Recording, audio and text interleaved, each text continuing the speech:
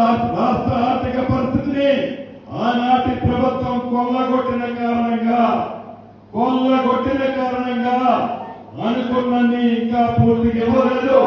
తప్పకుండా ఇచ్చి తీర్చామని కూడా ఈ వేదిక ద్వారా మీ అందరికీ తెలియజేస్తూ మరొక్కసారి ఇది ప్రజల ప్రభుత్వం.